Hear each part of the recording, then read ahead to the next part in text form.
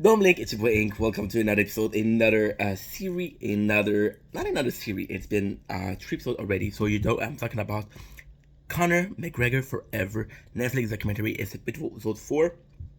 This is the last one. I was thinking about doing another video for thought, but I mean, when I do thoughts, it's like my perception of the athlete changed.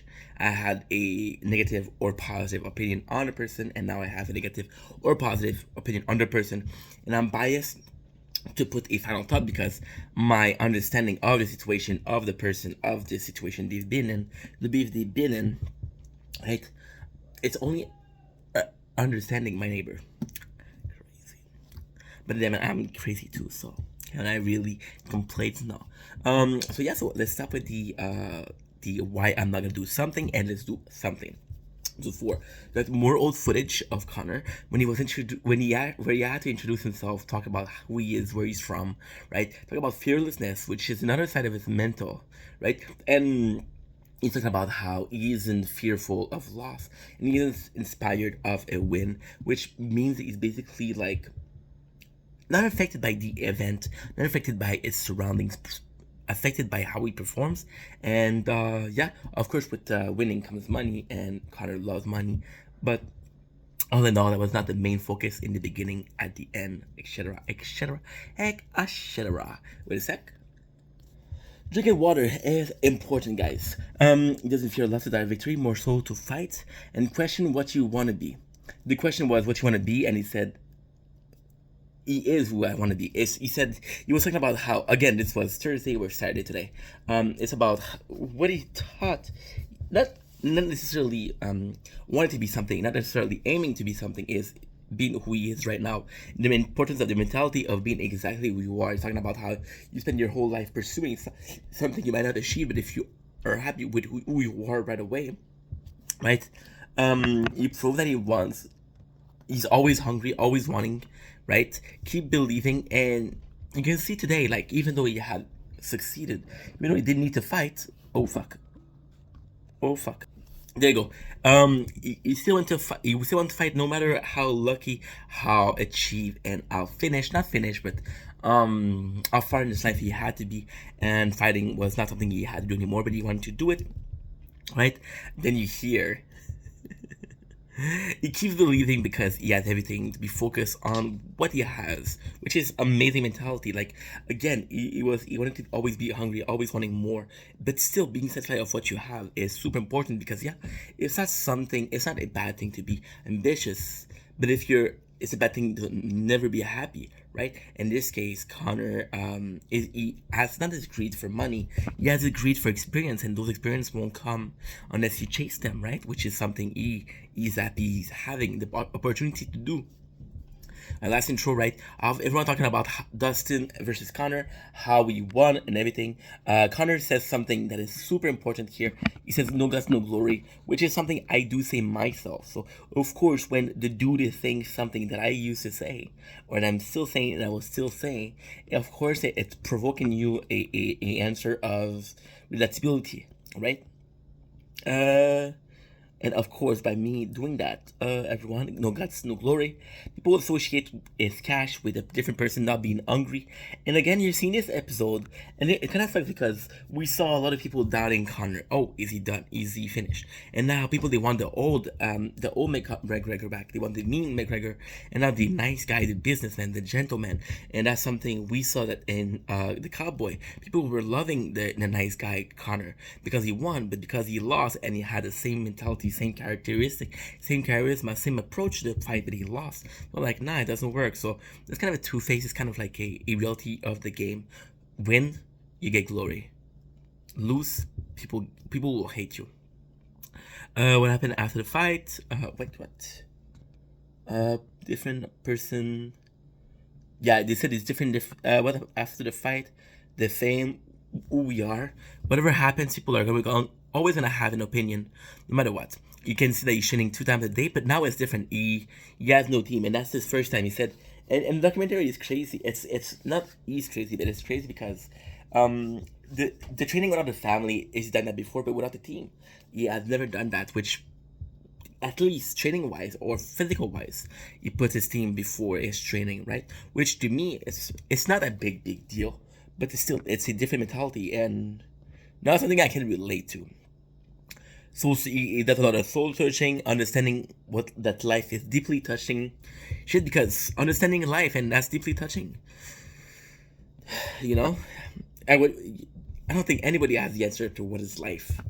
Um, when you're a father, your life is becoming your kid. When you're not a father, your life is about working hard. When you worked hard, your life is about living it up. You see, we all of us have similar, if not exactly the same goal, but it's at what time it happens. It's what happens in your life to push you to have this goal, right?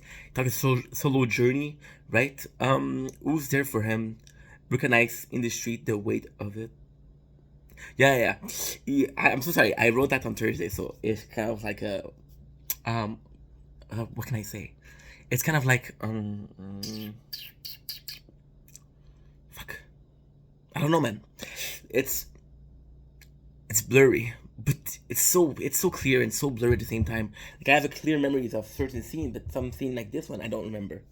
Um, it gets recognized on the streets. The weight of it, of being recognized, of having people depend on you, rely on you, look up to you, right? The weight of it. Trainer talk Connor perception of it. He calls out Dustin, right? He wants to focus on the rematch, righting the wrongs, which is something so fucking important because now it's Dustin and Connor. They're 1-1, which is a trilogy. So no matter who wins the fight, they got everything. Dustin is the best 155 because he beat Connor. Got footage of Connor showing he cares about his team, right? And it's crazy because like it seemed to be such a big deal for him not to be here with his team, but you got old footage of him saying how he loves his team, but they're not the biggest critic of it. He's the biggest critic of him, right? So you can see that is something that he not necessarily understood way before, but that's something that crossed his mind way before, and that's just now that he's doing it. And again, I'm not saying what's right and what's wrong. I'm saying this. This is. You see, if you never had that loss with Dustin, that fight would never happen, right? And if he never had that loss, his team would still be there, right? And it's amazing stuff that what he's doing. No matter how he's doing it, he's on a pursuit of his own soul, his own life. But it's all a result of the loss, and I feel like when you do some soul searching, when you try to improve after a victory, it goes to show more than if you try to improve after a defeat. Because no matter how much you improve, people will say, "Oh, it's because you got defeated." If you're always improving, like, holy shit, the guy's a hard worker. You understand what I mean? Uh, analyzes defeat 10 weeks before Gregor and Poirier means the fight is confirmed, right? So in the documentary, they talk about 10 weeks. Again, we know, personally, we know because we're in the future. We're in the future in the timeline of these events. These events happened in the past, which means we're in the future. I don't know if it doesn't make a lot of sense, but it should. The fight is confirmed. Elias' defeat. He's watching the match. What he did. Why it was so hard, and it's hard to do. Like imagine you're watching somebody beat you up, and how much it meant to you, and it's really tough. And a lot of people they wouldn't be able to watch a defeat. I can barely watch my old video because I'm like, yo, gotta focus on the future, not the past. Right, working with team, focusing on countering Dustin. Right, countering Dustin here means like, oh, we know he's gonna kick a lot. What can we do to counter that? Gonna hit trainer with question. Gonna hit the trainer with the question. He's obsessed.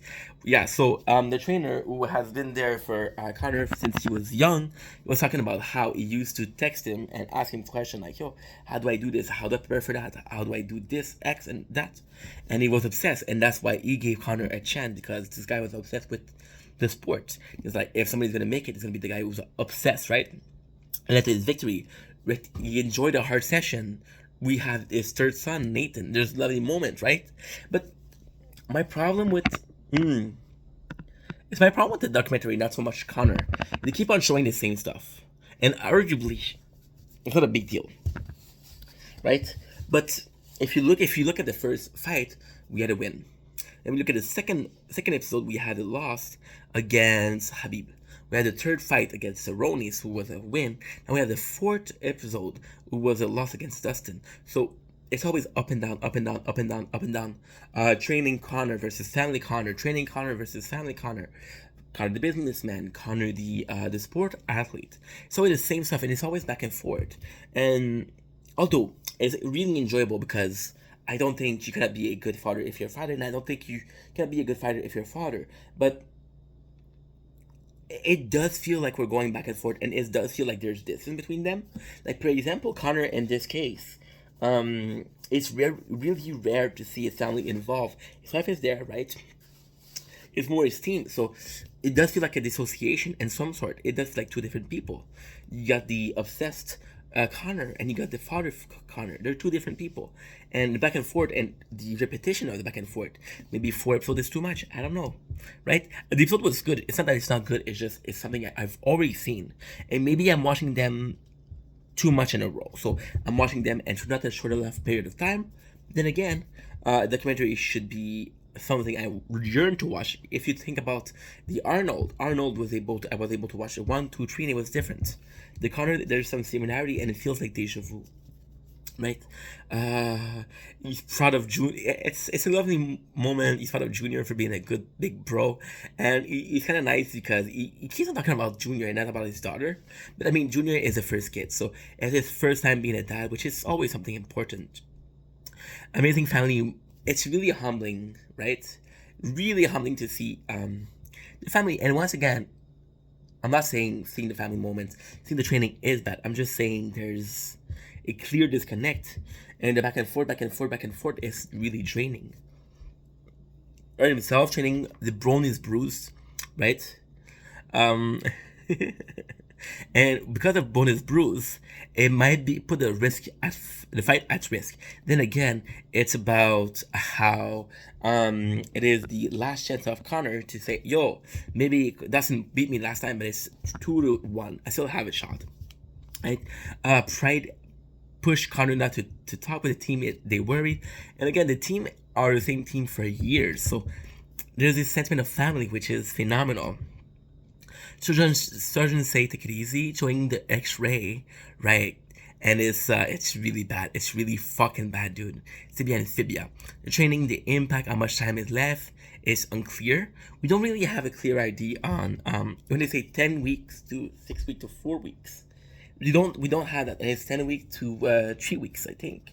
That is 10 weeks to 4 weeks. So there's 6 weeks where it's not clearly defined, which, I mean, I understand why they did that, but it does help when they put the time. And I know I'm saying criticizing because I just feel like the two first episodes were the best, and this one it was good but a bit weaker, you know. Pushed the pride pushed Connor to go maybe too fast, right? Octagon, how it feels. You talk about the McGregor compound, and ultimately this is kind of what we want. I'm not saying Connor isn't ever gonna be a fighter anymore, but the compound, you know what you're doing. You're a figure of sport. For example, take Anderson Silva. Anderson Silva was admittedly less of a bigger star, but he had his own gym. If you look at Arnold, he had these the Arnold's, right, which was the Mr. Olympia, kind of like a similar to Mr. Olympia, right?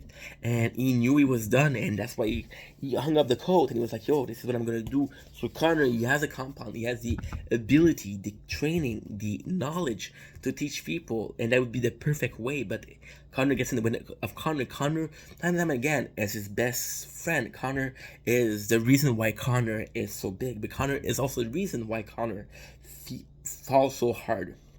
And that's a problem.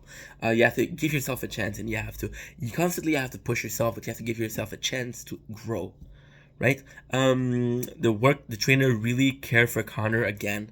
You can really see that they care about him, right? And the trainer, he's talking about the compound, and you hear McGregor in the back screaming and being happy, and the trainer's like, "Yo," you can hear the little fucker in the background, right? That was really sweet. Great mentality, but maybe it's too fast. And it does feel fast for us, maybe not fast in real life. So we see a scene where you get hurt, and then the next scene we see, he's in the gym, right? There's possibly a lot of time that passed in between. We don't know. Maybe too fast. Happy. Wife sent pic of kids. It's kind of cute. His wife, she sent a pic of kid, and he's really, really happy. Again, he's in different places. Is this the first time where he doesn't take his team, right? And the reason for that is because he wants to be bad boy Connor. He wants to be able to be in a different mindset. And when his family is here, I feel like what I was saying before is the father versus the fighter, and he wants the fighter, right? Let's be straight. I could be talking about it for whatever reason. Maybe I'm a fucking weeb. It makes me think of fucking Vegeta and his family and how he wanted to give up his family to become stronger, and realize his family was more important, right? Vegeta, Prince of all Saiyan. Training charge. Shop. Okay. Shop before training, right? Amazing cinema shop. What? Oh yeah, cinema shot, right? So they take some really cool cinematic shot, which is again, it's high budget, but it's really working well, right? There's 4 weeks left, right? Training change. The feed is still a worry. Connor, he does some promotion surrounded by fan, but again, he's not talking about is wounded, and that's cool that you're doing promotion. It's cool that you're there for the fan, but if you're yourself not feeling great, then it's an issue. Change feed is still worry. Connor promotion surrounded by fam. He's mad, he's focused, determined. You can see that he's mad, he's focused, he's determined. He puts in the work. They're ready now, 1 week before training, without the leg pad. Because he felt like a false security. He felt like the leg pad was actually going against him. And he blamed them for the loss of Dustin and before. Was there one of the reasons? Possibly. Who knows? At this point, I'm not a fighter. I don't pretend like I'm knowing what's a fighter. I don't pretend like I know what it takes to be a fighter. But of course, if you want a real thing, a leg pad wouldn't be. It's like a training wheel. You can do 5 years without training wheels on your. You can do 5 years with your training wheels on your bike, but when you take them out, it's a lot harder, right? Want the real feeling of it? The technology available, it was mesmerizing. The branch, they have the spray for the wounds, and it feels like it's a fucking movie. It's real life, so that's what's kind of crazy. Again, this is why this documentary spoke to me and said he spoke being the bad guy, right? People they don't like the kind of McGregor. They don't like that he's such a gentleman. McGregor, he was actually like a face of the sport, and with being a face come the importance of the image you're giving out, right? And at the same time, like we love the loudmouth fucking asshole Connor because he gives a show. But then, at the face of Connor, there's a man, there's a human being, you know? He talks in this very episode, it's a very sad part, he's talking about how when he was younger, he felt obligated to give a show, and he felt like a fucking monkey in the cage when being thrown banana at and said dance. And maybe now, he remembered those moments, it's like, fuck it. One of the biggest faces of UFC, you're not gonna make me dance, I'm not your monkey, right? Which makes sense. The kind Connor, maybe that's why no family. Every interview is about money now. He's talking about the money, how much he's making money, how it changed him, right? No matter what, he is young, and he says, people they ask him if you don't think he has enough money. It's like he's young. I'm 25. Got my whole life. Sure, I have enough money, but I still have a lot of time left. And what if I want to do something with that time? And he's not 25. He's 31. Sorry. He's young and should be able to do work as much as he wants. How Dustin understand Connor, right? And you see this saying, and the only one that understood him, right? Dude, he's like, I'm afraid of him now because he doesn't fight for the money, he fights for fighting, and that's more dangerous than somebody that's fighting for money. But that's fighting for money, they're gonna be careful about having to be ready for the next fight. That's harder. Motivation is the ring. Ask tough question, why win? Then lose, say that's a loss is what he needed. Yep. So he's talking about how it affected him to have a win. What is the difference between the win he had in 2014 and 2021? Right? And he said that the loss is what he needed. He still can prove himself, right? He's back to being bad Connor. He insults some nasty stuff. He brings his Florida wife, which we remember. We remember what happened to after he got his leg completely fucked up. Right? Some disgusting thing that's Connor that I don't like. I understand that you have to give a show. I understand that he's bad Connor, but fuck, it was hard. That was disgusting. Disgusting. And it was like that with a bit of Habib, but with Poirier, he's really going all in, and it's bad, dude. It's bad. And ask why he was so nice to Poirier before, but not anymore, right? People ask him, last fight you were nice to him, now why you mad, why you mean to him? He doesn't have an answer. Ugly face off 2 days before. The mind game were planned. He was planning to be discussing to him, right? And then he said, I did what I could with the mind game. It's time to really push forward and still move to the beat of my own drum and actually do something serious, right? The people that you hear them talking about how the villain Connor is back, right? It's a win could mean the world, right? It could be people are back to beginning to trust in Connor. They begin to think that maybe he's able to do it just because he back to a villain, but at what cost? You look like an asshole, it's bad. Ask Wayne again. The answer is legacy. Also, great point is trilogy one winner wins all, showcase all wins, felt forced to give a show nice. Like I was talking, he felt forced to give a show, which was the monkey and the banana I was talking before. Now his competition overall feels unchained and Octagon. You feel like he has his chain, he has his restriction as Connor, and it's kind of understandable. Like you're a face, you're a father, and you have to take care of people. You have to be nice. You have to answer fan. You have to answer this. You have obligation, but on the ring, it's just fucking fighting, right? He feels ready to die, and he holds that dust, and he's ready to die. I should tell him it's okay for him to stop, right? But he wants to prove again everything. Sorry. The trainer again. It's been a while. The trainers tell him it's okay to stop. You don't need to prove anything. But then Connor's like, nah, I haven't proved myself. Right? Feels unreasonable, yet it's his choice. Bro talk how he's willing to talk the talk, walk the walk. When I say bro, I say Connor, of course. They put it all on the line, right? If the fight, I'm not gonna translate the fight for a third time because again, I'm not an expert. Horrible injury, right? Disgusting behavior. I'm not even gonna talk about this because to me, kind of admire the guy. In the first episode, the second episode, I admire the guy, but this guy, I cannot be inspired by somebody like that. It's not okay towards Connor. It's okay towards how he's acting sometimes, right? On the Cheshire Rush Hospital, we heard the world. We hear the doctor, yes, and the world analyzing his wound, horrible injury, the X-ray. It's rough, man. We're taking the tibia and fibia, which is top, front and backward tibia and fibia. When you think about it, how can I explain it? Is you think about chicken wing, right? Now there's two bones. Well, your leg is the same thing, and you break both bones. Right, the doctor says 6 months, right? Again, it's a lot. The doc team kind of says thank you, even though 6 months is a lot, and you can kind of see Connor being extra nice now because he realizes he's fucking up, and is kind of going back and says, "Yo, I was a dick. I need to prove to the camera, but I need to be a nice guy because I was such a dick." And I think there's a feeling of him like I felt bad, I went too far, and the adrenaline is pushing him to act the way he does, but still. Connor rethink the advantage. People recognize hero to zero, but he's done an interview about being comfortable while uncomfortable. He's like, oh, people are gonna I remember when it happened and people they were discussing with Connor, and now he's comfortable when he's being uncomfortable. That's one of his greatest strengths, and now he should be uncomfortable because people are pointing at him and saying, "What an asshole," right? He's not stopping. He's never gonna give up, right?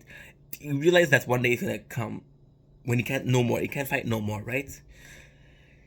But he still want to compete, even in a wheelchair.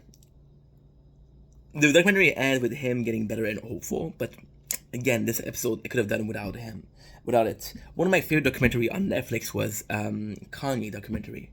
Kanye documentary episode 1 with Donda with his mom. I was beautiful. I was impressed. I was so stoked.